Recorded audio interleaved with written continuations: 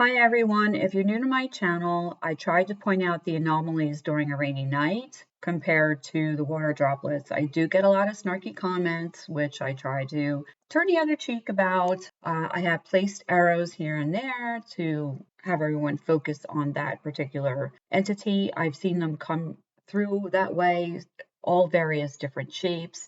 I think one of my favorites, the Hand of God, which is one of my older photos. It looks like a giant hand. It's so crazy.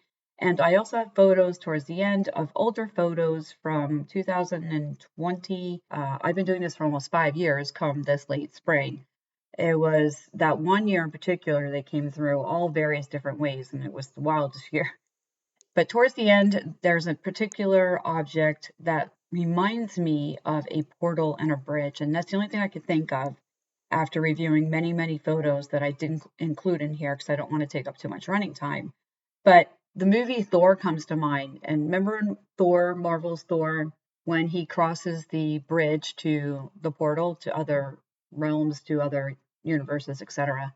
That's wild. Take care, everyone. Keep warm here in the Northeast. It's very, very cold. Talk to you all soon. Bye.